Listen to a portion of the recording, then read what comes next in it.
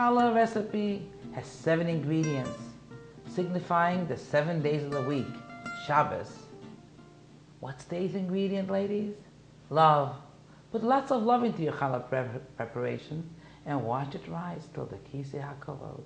We scoop out 1, 2, 3, 4 tablespoons of the dry yeast, or 4 envelopes. If you don't have the bulk, go straight into your bowl. The next thing is the sugar. How sweet it is and how sweet it'll be, being that I prepare so much challah dough a year, and I custom make my doughs. Most people love a sweet challah. So, whatever they like is what they get. The sugar goes straight on top of the yeast. The next thing is the water. Lukewarm. Make sure it's not too hot. You pour it right into the bowl. So now let's review. 4 tablespoons of dry yeast went into the bowl. A cup of sugar. 6 cups of the lukewarm water. 3 ingredients. Just like Shabbos, we eat 3 sudas, 3 meals. We make simanim in our minds. The 3 ingredients is already activating, doing their job. And we are doing our job, which is called sifting of the flour. We must sift for 2 reasons. 1, for bugs. You most likely will not find bugs, but you always have to sift to make sure. And the other reason that we sift is it becomes fluffy.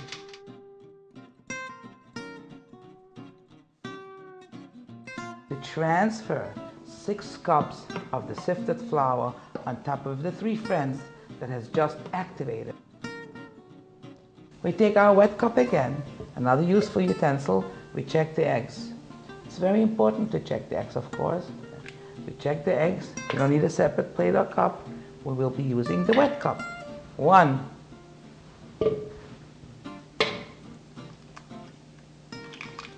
2, 1 more, and 3 eggs. The 3 eggs has gone in on top of the flour, just like Shabbos. We covered the challahs. We have covered the 3 ingredients with 6 cups of the sifted flour. We measure the oil. We don't need more than ½ a cup of oil. It's more than enough. It's not a cake. ½ a cup of oil. Here we're using the wet cup again.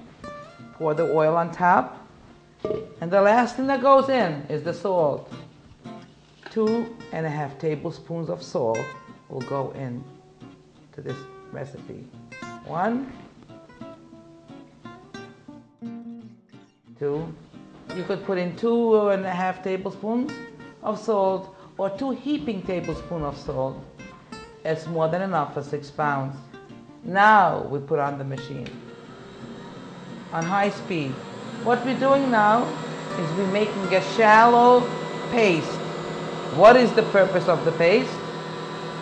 Everything is blended, everything is dissolved in the shallow paste. There's no trace of the eggs, the oil, the salt, the yeast. Everything is gone. All you have in here is a shallow, liquidy paste. Within seconds, everything is gone. You lower your speed.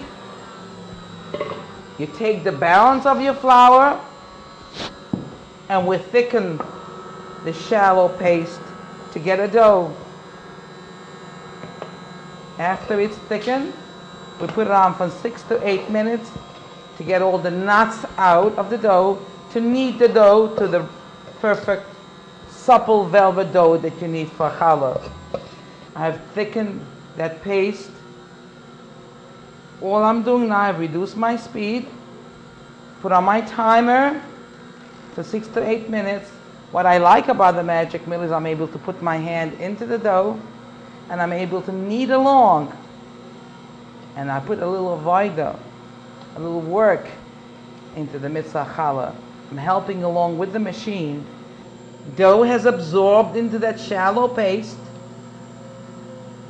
All the machine is doing right now is kneading the dough, getting out the knots, and making it a supple, velvety, smooth dough that we need.